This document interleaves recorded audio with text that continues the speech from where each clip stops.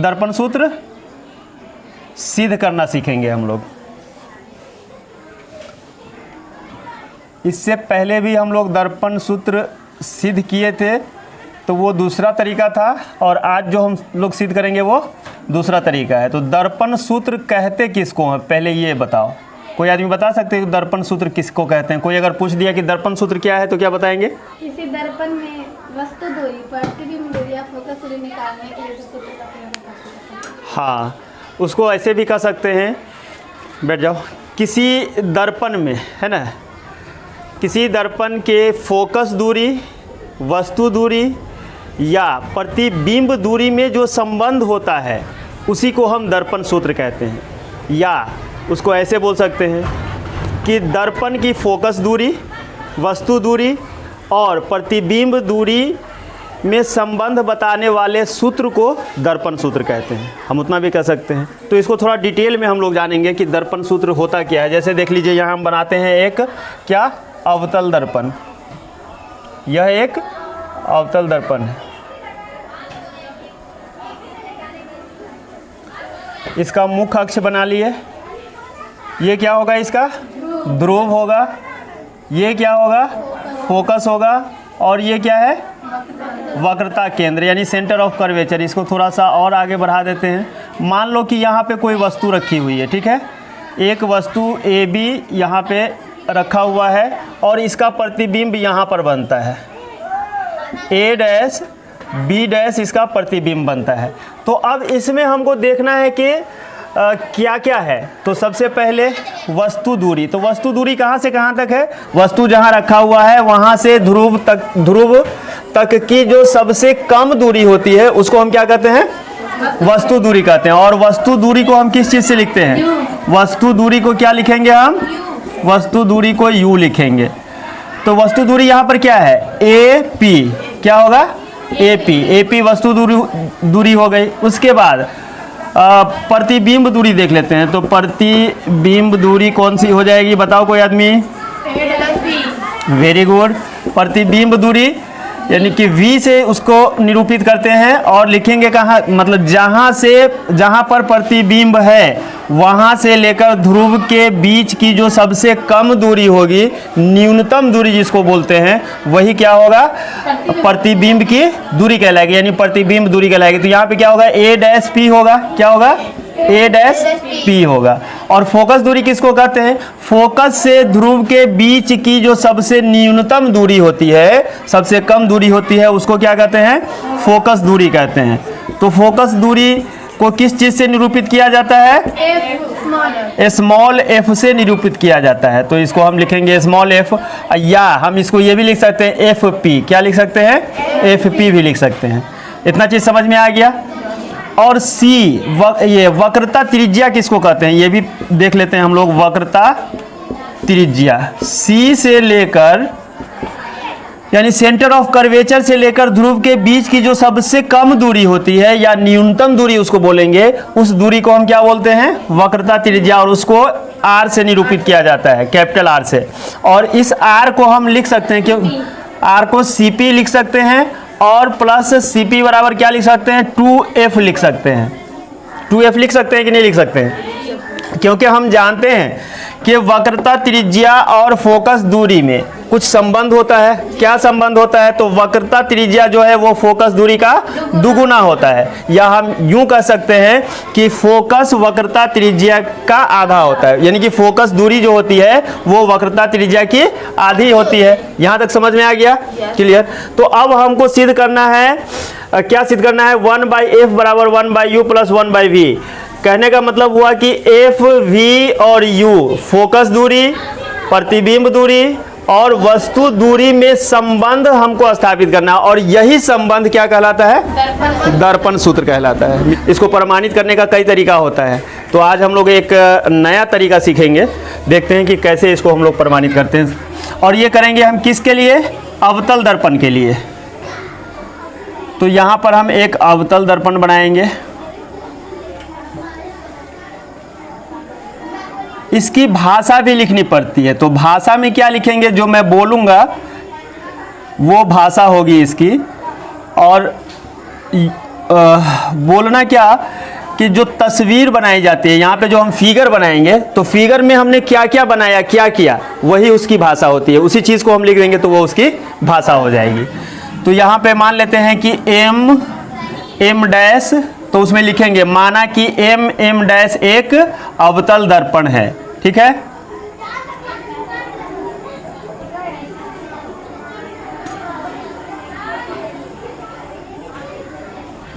उसके बाद P ध्रुव है, C सेंटर ऑफ कर्वेचर है यानी वक्रता केंद्र है। ठीक है, और मुख्य अक्ष पर, दर्पण के सामने मुख्य अक्ष पर लंबवत एक वस्तु रखा हुआ है, एक वस्तु AB रखा हुआ है। ठीक है, और इसका प्रतिबिंब कहाँ बनेगा, सेंटर ऑफ कर्वेचर के बाद और अनंत से पहले अगर कोई वस्तु रखा हो तो उसका प्रतिबिंब कहाँ बनता है, फोकस और सेंटर ऑफ कर्वेचर के बीच में बनता है। तो फोकस यहाँ कहीं होगा। ठीक है, तो अब देख लेते हैं इसका प्रतिबिंब हम तैयार करवाते हैं। तो कैसे क्या होगा, ऐसी दो किरणें लेंगे, प्रकाश की ऐसी दो किरणें लेंगे जो इस वस्तु से निकल रही हो और उसका हमको पता हो कि उसका परावर्तन कहाँ से होता है। ठीक है, तो देख लेते हैं। एक किरण हम लेते हैं जो ध्रुव पर आकर पड़ती है,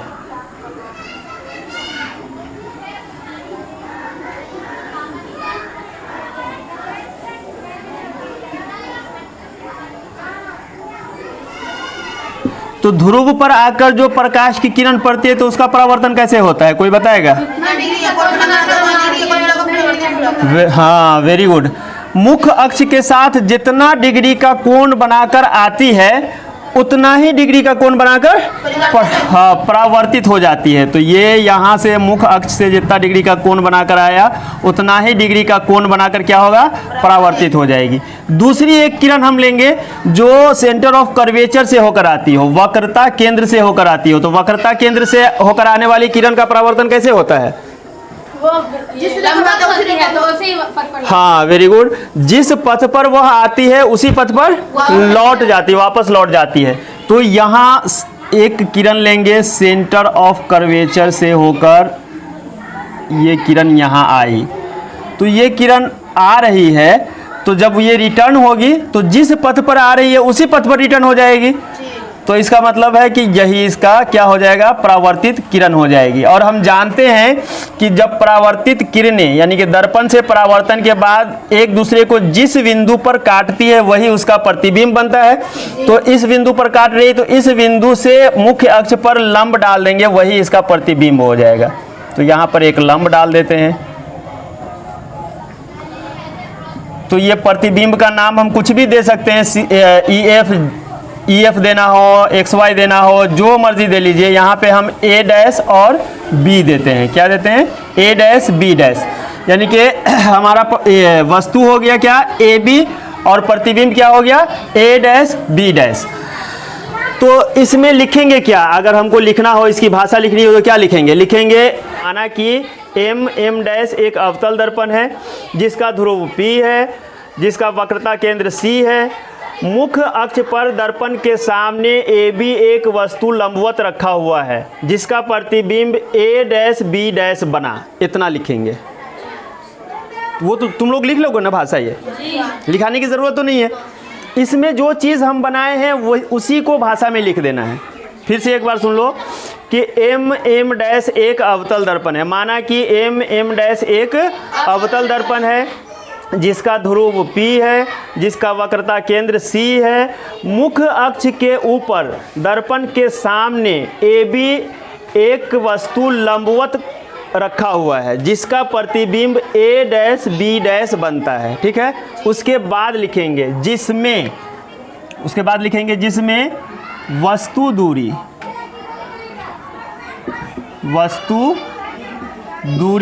दूरी क्या होगा, AP हो जाएगा, है ना। AP बराबर क्या होगा, AP बराबर क्या होगा, वस्तु दूरी क्या होता है, किस चीज़ से निरूपित करते हैं, U से। तो यहाँ पे -U लिखेंगे। क्यों लिखेंगे -U? क्योंकि ये बाएं, हाँ, दर्पण से बाईं ओर है। तो दर्पण से बाईं ओर जितनी भी दूरी हम लेते हैं वो क्या लेते हैं, माइनस में लेते हैं, ऋणात्मक होता है। तो यहाँ पे U क्या हो जाएगा, माइनस हो जाएगा, तो u माइनस हो गया। अब हमको काम किस चीज़ का है, ये प्रतिबिंब दूरी का काम है इसमें, तो यहाँ पे हम लिखेंगे प्रतिबिंब दूरी,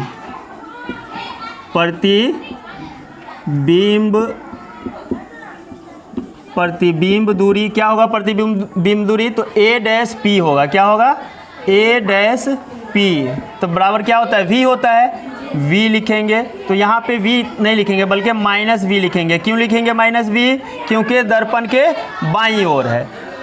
दूसरा हम यहाँ पर देखिए, यहाँ पे फोकस दूरी नहीं लेंगे, यहाँ पे हम लेंगे वक्रता त्रिज्या। क्या लेंगे, वक्रता त्रिज्या। तो वक्रता त्रिज्या क्या होता है, वक्रता त्रिज्या को हम किस चीज़ से निरूपित करते हैं, c से नहीं, वक्रता त्रिज्या यहाँ पे CP तो होगा, लेकिन उसको निरूपित किस चीज़ से किया जाता है, कैपिटल R से निरूपित किया जाता है। रेडियस ऑफ कर्वेचर बोलते हैं ना उसको, तो इसीलिए कैपिटल R से उसको निरूपित किया जाता है।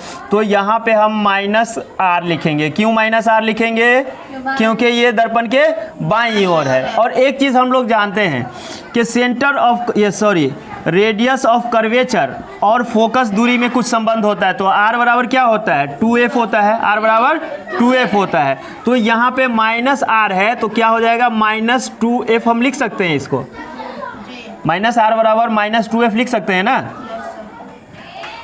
यहाँ पे माइनस लगा देंगे तो -2f हो गया। इतना चीज़ लिख देंगे, उसके बाद तब हम साबित करेंगे यहाँ पे कि कैसे होगा। तो इसको हम इसका यहाँ पे लिखेंगे प्रूफ, ठीक है। अब हमको प्रूफ करना है इसमें, तो प्रूफ करने के लिए इसमें क्या करेंगे, 2 जोड़ा त्रिभुज लेंगे और उसको हम समरूप सिद्ध करेंगे। तो समरूप सिद्ध करने के लिए कौन सा त्रिभुज लें हम, यहाँ पे कन्फ्यूज़न हो जाता है कि कौन सा त्रिभुज लें। तो हम वैसा त्रिभुज लेंगे जिससे हमको F, U और V भी मिल जाए, और उस त्रिभुज में ये वस्तु भी आए और प्रतिबिंब भी आए। अब यहाँ पर देखो, यहाँ पर एक त्रिभुज ABC है, तो इसमें क्या आ रहा है, ये वक्रता ये आ रहा है, AC आ रहा है, मतलब ये कि ये क्या है, मुख्य अक्ष है ना। तो इस पे वस्तु दूरी में ये शामिल है, AC वस्तु दूरी में शामिल है ना।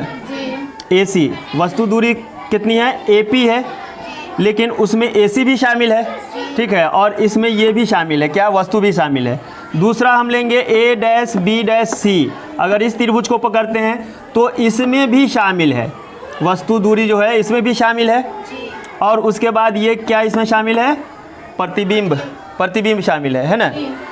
उसी तरह से एक ABP, तो इसमें वस्तु दूरी शामिल है, प्रतिबिंब शामिल है ना, हाँ, यानी कि वस्तु शामिल है। और उसके बाद A dash B dash P, इसमें क्या है, इसमें प्रतिबिंब शामिल है और वस्तु दूरी का कुछ हिस्सा इसमें शामिल है ना, या फोकस दूरी भी इसमें शामिल है।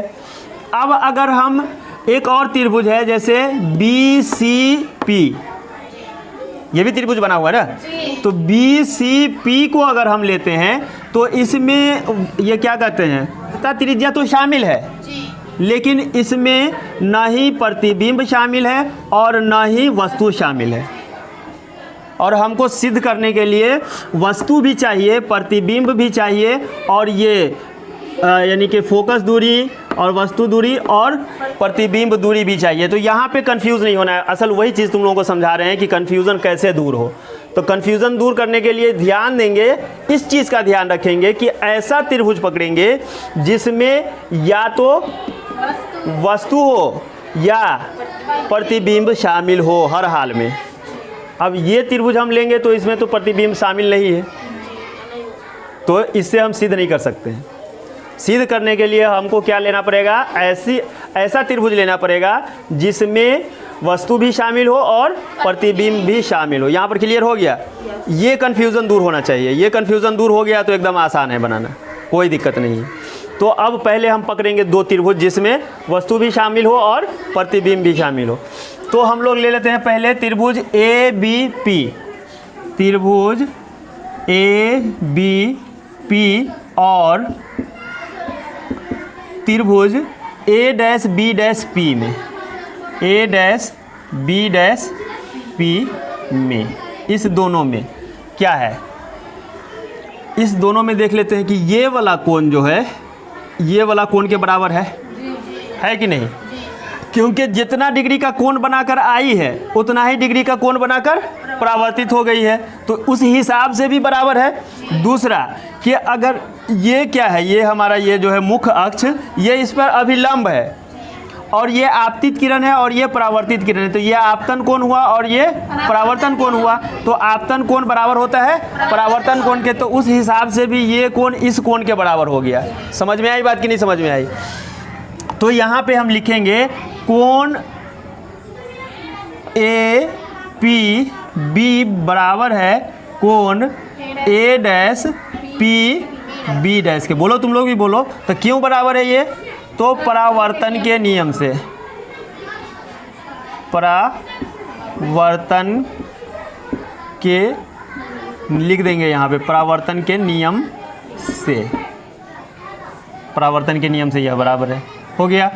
अब देखिए इसमें ये वाला एंगल और ये वाला एंगल, ये दोनों क्या है 90 डिग्री है, तो दोनों आपस में बराबर है। लिखेंगे एंगल बी डैश, इसमें लिखेंगे एंगल बी ए पी बराबर होगा एंगल बी डैश ए डैश पी के। ये कैसे बराबर है? तो दोनों बराबर है 90 डिग्री के। ठीक है। तो हम जानते हैं इस चीज़ को, हम लोगों ने समरूप त्रिभुज में पढ़ा था, ए वाला फॉर्मूला पढ़े थे ना, ए एंगल वाला, एंगल। तो वहाँ पे यही चीज़ लागू होगा कि जब किसी दो त्रिभुज का दो संगत कोण आपस में बराबर हो तो वो त्रिभुज समरूप होता है।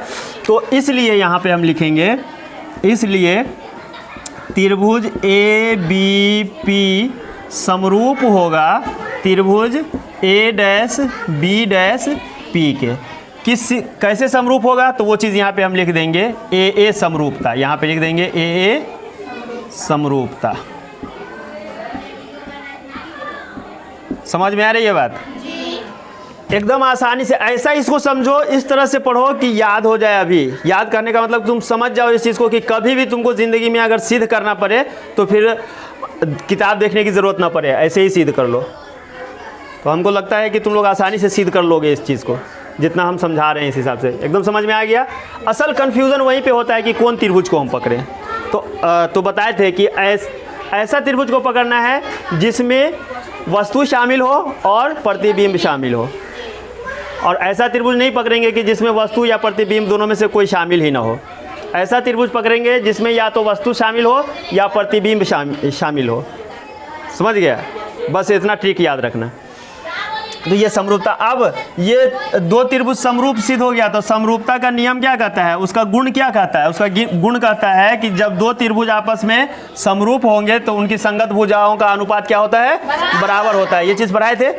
संगत भुजाओं का अनुपात बराबर कैसे होता है? देखिए, जैसे दो त्रिभुज है, कोई एक त्रिभुज ये है और एक त्रिभुज ये वाला है, तो संगत भुजाओं का अनुपात का मतलब कि मान लो कि यह 1 है, यह 2 है, यह 3, 4, 5 और 6 भुजा है। ठीक है। तो 1 नंबर भुजा बराबर होगा इस नंबर के, है ना। तो 1/4 संगत भुजा कौन होगी? इसकी संगत भुजा ये है, इसकी संगत भुजा ये है और इसकी संगत भुजा ये है। तो संगत भुजाओं का अनुपात बराबर होगा। तो कहने का मतलब क्या हुआ? 1/4 बराबर होगा 2/5 के, 2/5 के बराबर होगा 3/6 के, 3/6 के। इतना तो बराबर होगा। ये चीज़ समझ में आ गया, संगत भुजाओं का अनुपात किस तरह से बराबर होगा। और संगत भुजा कहते हैं किसको, वो भी समझ में आ गया। इसकी संगत भुजा ये, इसकी संगत भुजा ये और इसकी संगत भुजा ये। तो कहने का मतलब कि हाँ, फिर एक चीज़ और है, या तो ऐसे लिख सकते हैं या हम इसको ऐसे भी लिख सकते हैं 4/1, मतलब ये भुजा बट्टा ये भुजा बराबर 5/2, 5/2 बराबर 6/3। अगर पहले इस त्रिभुज की भुजा पकड़ेंगे, एक भुजा इस त्रिभुज का पकड़ेंगे तो सब ऊपर में इसी त्रिभुज की भुजा लिखाएगी। अगर पहले ऊपर इस त्रिभुज की भुजा पकड़ेंगे तो सब त्रिभुज में पहले ऊपर इसी की भुजा लिखाएगी। समझ में आ गया? यहाँ पर भी बच्चा कंफ्यूज हो जाता है। तो इस चीज़ को याद रखना है कि जिस त्रिभुज की भुजा पहले पकड़ेंगे ऊपर, यानी अंश में पकड़ेंगे, उसी त्रिभुज की भुजा यहाँ भी अंश में होगी, यहाँ भी अंश में होगी। उसी तरह यहाँ अगर इस त्रिभुज की भुजा अगर अंश में पहले पकड़े तो हर जगह, मतलब सभी जगह पे अंश में इसी की भुजा होगी। नीचे हर में इस त्रिभुज की भुजा होगी। समझ में आ गया बात? एकदम क्लियर हो गया होगा। समरूप त्रिभुज का जो गुण है उस हिसाब से क्या होगा, इसलिए ए बी बटा, तो ए बी की संगत भुजा कौन सी होगी इसमें बताओ तो लोग? ए बी की संगत भुजा A dash B dash, very good. तो ए बी बटा ए डैश बी डैश बराबर होगा ये पूरा ए पी। अभी हम लोग ए बी पी में करते हैं ना, तो ए पी बटा A dash P dash, very good, A dash P dash है, ए डैश पी होगा, पी डैश नहीं होगा, ए डैश पी, ठीक है। तो ये किस हिसाब से होगा, तो इसको हम मान लेंगे समीकरण 1। क्या मान लेंगे? समीकरण 1। तो ये हुआ किस हिसाब से, ये उसको पहले लिख देंगे, लिखेंगे समरूप त्रिभुज के गुण से, यहाँ पे लिखेंगे वो चीज़ को, समरूप त्रिभुज के गुण से, समरूप त्रिभुज के गुण से हुआ, और इसको हम समीकरण 1 मान लेंगे, ठीक है। पुनः फिर दो ऐसा त्रिभुज लेंगे जिसमें ये भी शामिल हो, है ना, क्या वस्तु भी शामिल हो और प्रतिबिंब भी शामिल हो। तो यहाँ देखिए ये वाला त्रिभुज, ये यहाँ से ये वाला त्रिभुज में वस्तु शामिल है और यहाँ से ये वाला त्रिभुज में प्रतिबिंब शामिल है ना। तो इस दोनों त्रिभुज को लेंगे, तो ये वाला त्रिभुज और ये वाला त्रिभुज लेंगे, यानी कि ये वाली जो त्रिभुज है ये वाली त्रिभुज और ये वाली त्रिभुज लेंगे और इसको समरूप सिद्ध करेंगे। तो लिखेंगे त्रिभुज ए बी सी और त्रिभुज ए डैश बी डैश सी में, यही है ना, सी है, सी ए डैश बी डैश सी में। अब इसमें भी दो कोण को हम क्या करेंगे, बराबर साबित करेंगे। दो कोण अगर हम बराबर साबित कर लेते, दो संगत कोण बराबर साबित कर लेंगे तो क्या हो जाएगा, हाँ, त्रिभुज समरूप हो जाएगा। तो इससे पहले देखिए एक चीज़ जानिए कि यदि दो सरल रेखा एक दूसरे को प्रतिच्छेद करती है तो ये जो बना हुआ कोण है, आमने सामने का कोण क्या कहलाता है, सम्मुख कोण या शीर्षाभिमुख कोण कहलाता है। और इसका गुण क्या होता है कि यह एक दूसरे के बराबर होता है। दो जोड़ी सम्मुख कोण बनता है, एक तो ये हो गया, एक जोड़ी ये हो गया, दूसरा जोड़ी ये वाला सम्मुख कोण हो गया। तो ये कोण और ये कोण सम्मुख कोण कहलाता है और इसकी खूबी क्या होती है कि यह दोनों आपस में बराबर होता है। उसी तरह से ये वाला कोण इस कोण का सम्मुख कोण या शीर्षाभिमुख कोण कहते हैं इसको, और ये दोनों एक दूसरे के क्या होता है, बराबर होता है। अब यहाँ पर देखिए यह एक सरल रेखा है, ठीक है, बी और बी डैश एक सरल रेखा है ना, और ए डैश एक सरल रेखा है। ये दोनों एक दूसरे को प्रतिच्छेद कर रही है। तो यहाँ पे भी एक जोड़ी कोण, एक जोड़ी तो इधर से बनेगा और एक जोड़ी इधर से बनेगा। तो इधर वाला का काम नहीं है हमको इधर वाला का काम है, इस त्रिभुज का और इस त्रिभुज का। तो ये वाला कोण और ये वाला कोण लेंगे, तो ये कोण ये वाला कोण और ये वाला कोण एक दूसरे के बराबर होगा, क्योंकि ये क्या है, सम्मुख कोण है। तो यहाँ पे लिखेंगे एंगल ए सी बी बराबर होगा angle A dash C B dash के होगा। ये कैसे बराबर होगा, तो यह सम्मुख कोण है, क्या है, सम्मुख कोण, उस हिसाब से बराबर होगा। अब देखिए ये एंगल, दूसरा एंगल देख लेते हैं। ये वाला एंगल तो 90 डिग्री है, प्लस ये वाला एंगल भी 90 डिग्री है ना, क्योंकि ये प्रतिबिंब जो बनता है तो वो लंबवत बनता है। तो ये वाला भी 90 डिग्री होगा और ये वाला एंगल भी 90 डिग्री होगा। और ये लंबवत रखा हुआ है, वस्तु कैसे रखा हुआ है, लंबवत रखा हुआ है। इसका मतलब यहाँ पर जो कोण बना हुआ है वो 90 डिग्री है। तो ये भी 90 डिग्री है और ये भी 90 डिग्री है। तो यहाँ लिखेंगे एंगल BAC बराबर होगा angle B dash A dash C के। ये कैसे बराबर होगा, तो यह एक दूसरे के बराबर, यानी कि 90 डिग्री के बराबर है। ये दोनों 90 डिग्री के बराबर है। अब जब इतना होगा तो इसलिए त्रिभुज ABC समरूप होगा त्रिभुज A dash B dash C के। कैसे समरूप होगा, तो यहाँ पे लिख देंगे AA समरूपता, AA समरूपता। समझ में आ गई बात? कोई प्रॉब्लम? नो। समरूप वाला गुण यहाँ भी लग जाएगा, तो यहाँ पे लगेगा, इसलिए ए बी बटा, यानी कि ए बी बटा ए डैश बी डैश, यानी उसकी संगत भुजा हो गई, तो ए बी बटा ए डैश बी डैश बराबर हो जाएगा क्या? ए सी बटा ए डैश सी, ए सी बटा ए डैश सी। इसको हम, तो ये होगा कैसे? तो समरूप त्रिभुज के गुण से क्या हो जाएगा?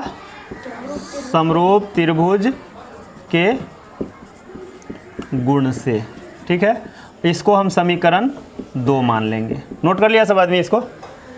अभी हमको काम किसका है? समीकरण 1 और समीकरण 2 का काम है ना? तो और इसका भी काम पड़ेगा हमको, तो बीच वाला हिस्सा मिटा देते हैं, ये वाला।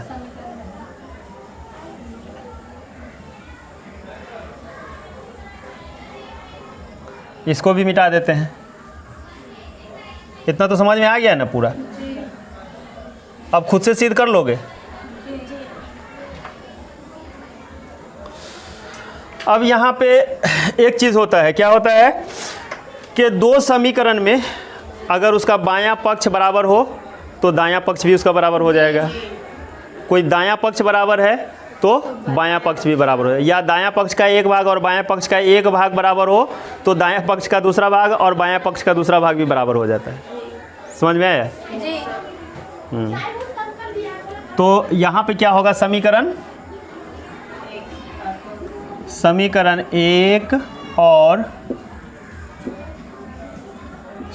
1 और 2 से क्या होगा? इसका बायां पक्ष बराबर है तो दायां पक्ष बराबर हो जाएगा। क्या हो जाएगा? ए पी बटे ए डैश पी बराबर हो जाएगा ए सी बटे ए डैश पी, ए सी बटे ए डैश पी।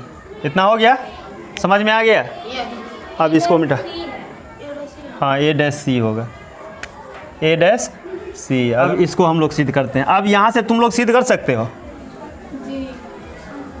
कैसे होगा बताओ? इस सब का मान रख देंगे। क्या करेंगे? इस सब का मान रखेंगे। अब देखो AP का मान कितना है? यहाँ देखो AP बराबर माइनस यू है, तो यहाँ पे हम लिख देंगे minus you. A dash P का मान कितना है? माइनस बी, तो यहाँ पे माइनस बी रख देंगे। AC का मान कितना है? ए डैश सी का मान कितना है? तब क्या करेंगे? अब इसमें ध्यान दो ना, इस पर ध्यान दो। AC और उसके बाद ए डैश सी, तो उस दिन भी बताए थे और आज भी बता रहे हैं कि जब कोई अगर यहाँ से यहाँ तक है, ऐसे देखो, किसका मान रखना है? AC का मान रखना है ना। तो यहाँ A है, P है और C है, यहाँ पर है ना A, P और C। हाँ वेरी गुड। यानी कि अगर हमको यहाँ पूरा मालूम है, ये पूरा मालूम है, कितना मालूम है? यहाँ से AP मालूम है। AP मान लो कि 10 मीटर है, A से लेकर P तक कितना है? 10 मीटर है, और यहाँ से यहाँ तक 7 मीटर है, और हमको ये मालूम करना है, तो मालूम होगा? कैसे मालूम होगा? AP माइनस CP कर देंगे। AP माइनस CP कर देंगे तो कितना हो जाएगा? 10 और माइनस 7 बराबर 3 मीटर हो जाएगा। ये कितना हो जाएगा? 3 मीटर हो जाएगा। अब हमको यहाँ पर तो मीटर दिया नहीं हुआ है, इसका माप तो दिया नहीं है, तो हम क्या करेंगे? AC हमको मालूम नहीं है, तो इसको ऐसे रूप में लाएंगे जो चीज़ हमको मालूम है। जैसे AP हमको मालूम है, AP क्या होता है? AP बराबर क्या है? U है। AP बराबर माइनस यू है, ये हमको मालूम है। उसके बाद CP भी मालूम है हमको, तो CP बराबर क्या है? CP बराबर माइनस R है। तो क्या करेंगे? AP मतलब AP माइनस CP कर देंगे तो हमको AC मालूम हो जाएगा। तो यहाँ पर AC क्या हो जाएगा? AC बराबर हो जाएगा AP माइनस CP हो जाएगा। AP माइनस CP कर देंगे तो हो जाएगा। तो AP हमको मालूम है, यहाँ AP मालूम है, और CP भी हमको मालूम है ना? CP भी मालूम है, तो CP भी हम लिख देंगे तो हो जाएगा हमारा। तो इसको हम ऐसे रूप में लाएंगे, इस तरह से इसको विखंडित करेंगे कि जिसका मान हमको पता हो। तो AC का मान पता नहीं है, AP और CP का मान पता है, तो AC को हम AP और CP में बदल लिए। समझ में आ गया? अब एकदम क्लियर हो जाएगा। तो अब देखो AC को हम क्या लिख सकते हैं, AC को लिख सकते हैं AP माइनस CP। उसी तरह से A C हमको मालूम नहीं है तो CP में से A' P घटा देंगे, नहीं CP माइनस A' P घटा देंगे। अब देखिए फिर इस सब का मान हम रखेंगे, ये मान है तो माइनस यू बटा माइनस वी है, तो इसको ज्यों का त्यों लिख देंगे। AP का मान कितना है, माइनस यू है, AP बराबर माइनस यू तो माइनस यू। CP बराबर कितना है, माइनस आर है, CP बराबर क्या है, माइनस आर या माइनस 2F, दोनों में से कुछ भी हम रख सकते हैं। तो यहाँ पर हम माइनस 2F रख देंगे, तो माइनस 2F कर देंगे, ठीक है। और उसके बाद CP बराबर कितना है, CP बराबर फिर माइनस 2F रख देंगे, इसको हम माइनस 2F और माइनस उसके बाद क्या है A'P, तो A'P क्या है, माइनस V है, तो यहाँ पे हम माइनस V रख देंगे। समझ में आया इतना, कोई कन्फ्यूज़न है इतना दूर में, समझ में आ गया ना। ये चल रहा है क्या, हाँ चल रहा है। अब यहाँ पर हम क्या करेंगे, इससे इसको कैंसिल कर सकते हैं ना, तो यहाँ बचेगा U बटा V और यहाँ minus U minus minus plus 2F बटा में आ जाएगा minus 2F minus minus plus V। अब क्या करेंगे, इस दोनों को हम क्रॉस मल्टीप्लाई कर देंगे, है ना। तो यहाँ पर हम लिख देंगे कोणीय गुणा करने पर, क्या लिखेंगे, कोणीय गुणा करने पर। कोणीय गुणा करेंगे तो क्या हो जाएगा, U से इसमें गुणा करेंगे तो क्या होगा, माइनस 2UF हो जाएगा। इसको देखो ना, गुणा करना नहीं आता है, इससे गुणा करेंगे इसको तो माइनस 2UF होगा इतना।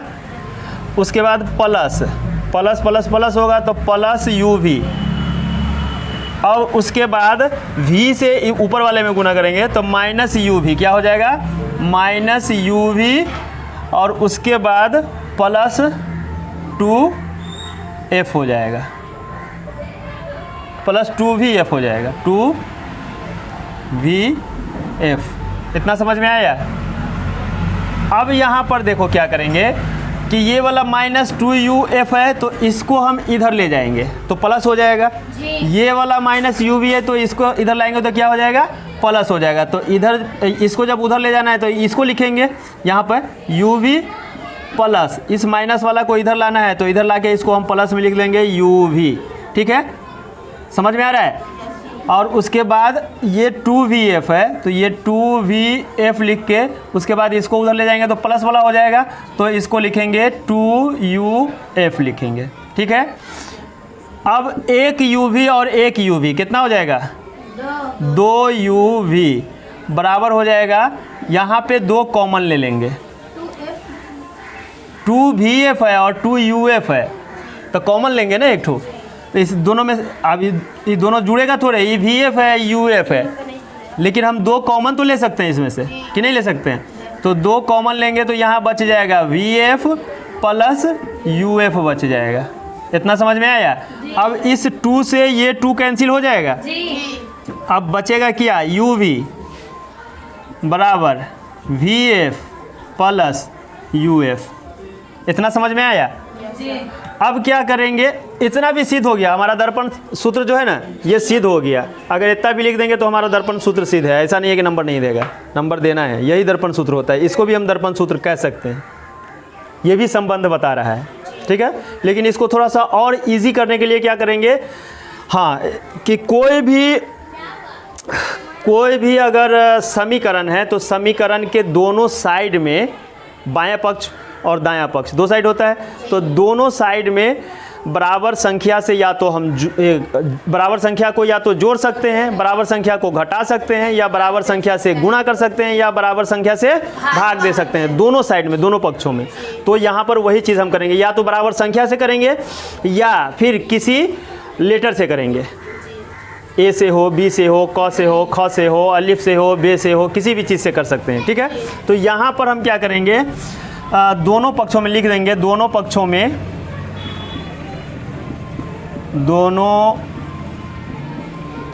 में यू वी एफ से भाग देने पर,